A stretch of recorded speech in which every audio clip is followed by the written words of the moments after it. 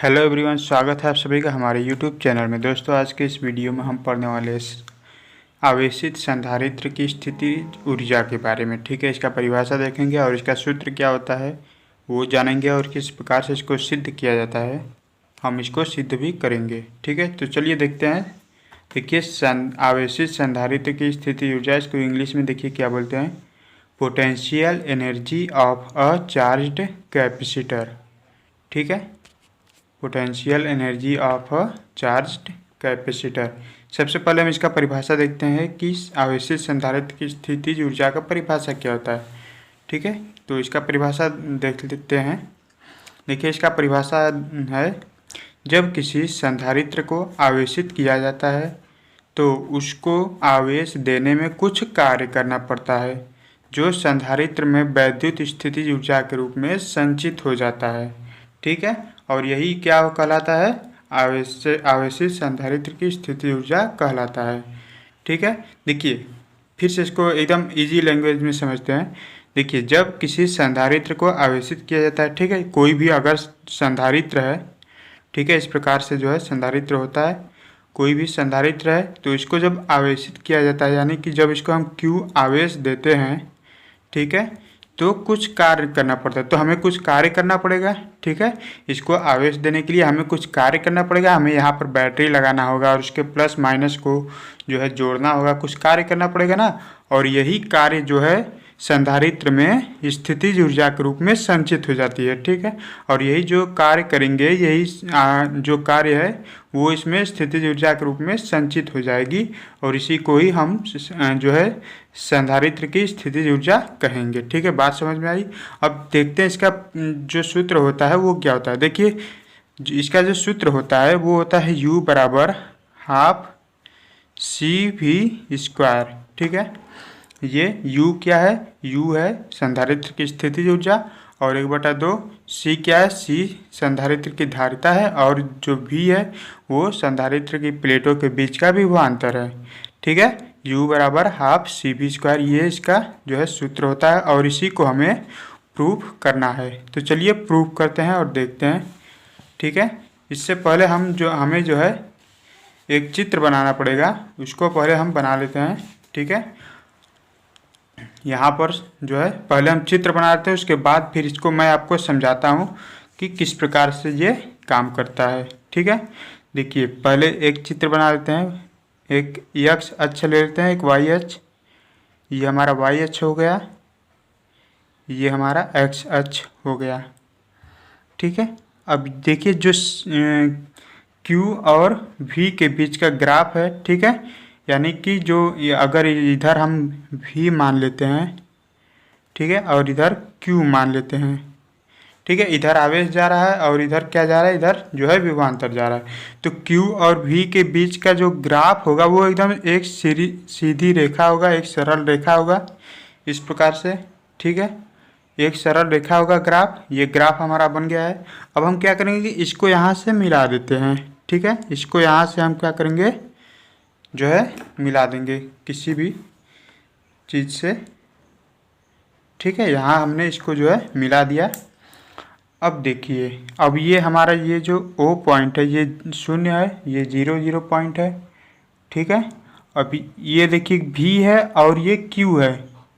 ठीक है, और ये जो हमारा है ये C का ग्राफ है। ठीक है, ये जो है वो C का ग्राफ है और ये जो होगा वो क्या होगा, इसके बारे में भी हम बात कर लेते हैं। ठीक है, इसको कोई पॉइंट देते हैं, B यहाँ पर हो गया और यहाँ पर A हो गया। ठीक है, अब इसको थोड़ा पढ़ते हैं और इसके बाद फिर इसको देखते हैं। ठीक है, इसको अभी हटा देते हैं, इसका कोई काम नहीं है। इसके बारे में हम बात करते हैं कि यहाँ पर कितना आएगा। ठीक है, देखिए माना किसी संधारित्र की धारिता C फैराड है।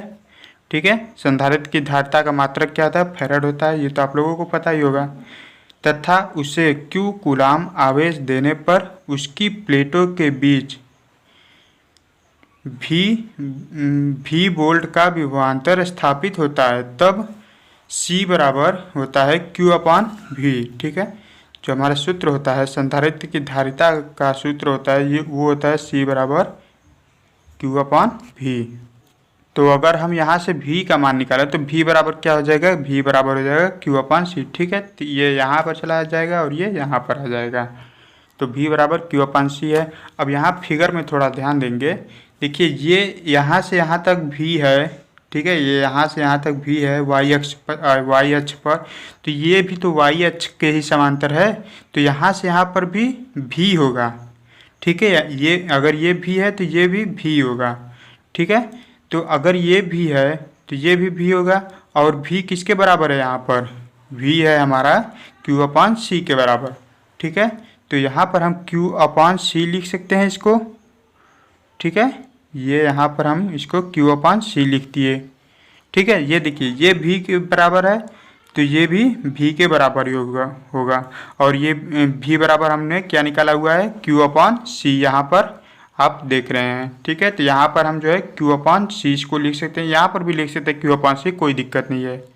ठीक है, अब उसके बाद ये थोड़ा सा हम लिख देंगे, जहाँ 1/C दिए गए संधारित्र के लिए नियतांक है, अतः v व q के बीच ग्राफ एक सरल रेखा होगी। ठीक है, यानी कि v और q के बीच जो ग्राफ होगा वह एक सरल रेखा होगा, यहाँ पर हमने देखा था। ठीक है, देख लीजिए यहाँ पर आप लोग, v और q के बीच ग्राफ जो है वो एक सरल रेखा है। ठीक है, अब हम क्या लिखेंगे कि अतः संधारित्र में संचित स्थितिज ऊर्जा कितना होगा, जो उस त्रिभुज का क्षेत्रफल होगा वही ऊर्जा होगा। ठीक है, देखिए हमने किसी भी संधारित्र पर काम किया तो इसको Q आवेश दिया तो इस पर विभवांतर V आया। ठीक है, अब उसमें जो ऊर्जा रहेगा वो इसी के बीच में रहेगा ना, इसी के बीच में, इससे बाहर तो जाएगा नहीं, क्योंकि इसके और इसके बीच में ही रहेगा। तो इसका और इसका बीच कहाँ है, ये है। ठीक है, इसी के बीच में ही उसकी जो ऊर्जा होगी इसी के बीच में होगी, इससे बाहर नहीं जाएगा। ठीक है, तो यानी कि अगर हम इसका क्षेत्रफल निकाल ले तो इसका ऊर्जा भी निकल जाएगा। ठीक है, इसका जितना क्षेत्रफल होगा उतना ही इसकी ऊर्जा भी होगी, स्थितिज ऊर्जा है ना, तो इसका जो ऊर्जा होगा वो उसके क्षेत्रफल के बराबर होगा। तो जो है संचित स्थितिज ऊर्जा बराबर क्या हो जाएगा, त्रिभुज OAB का क्षेत्रफल। ठीक है, यहाँ पर एक छोटा सा एक और बना देते हैं, बार बार पेज को पलटने की ज़रूरत नहीं पड़ेगी। ठीक है, देखिए इस प्रकार से हमारा था। ठीक है, ये हमारा Q था, ये V है, ये यहाँ पर V है और ये Q/C है। ठीक है, ये A है, ये B है और ये O है, और इसका क्षेत्रफल ये हमें ज्ञात करना है। ठीक है, देखिए अब इसका क्षेत्रफल जो है वो संचित स्थिति ऊर्जा के बराबर है। अब इसका क्षेत्रफल क्या होगा, किसी भी ये समकोण त्रिभुज बना रहा है यहाँ पर। ठीक है, समकोण त्रिभुज का क्षेत्रफल क्या होता है, आधार गुणा लंबाई। ठीक है, आधार गुणा लंबाई होता है।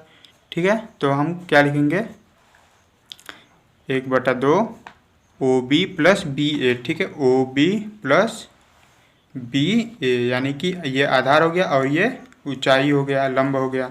ठीक है, देखिए यहाँ पर A मतलब आधार गुणा लंब।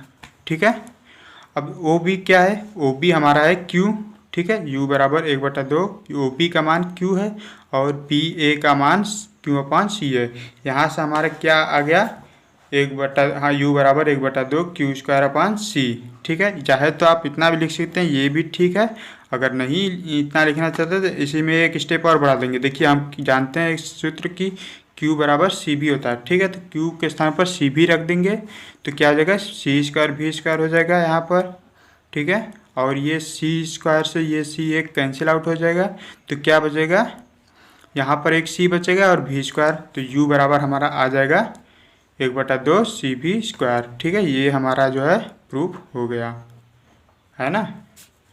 तो ये था जो है आवेशित संधारित्र की स्थितिज ऊर्जा का सूत्र जो है हमने प्रूव कर लिया है।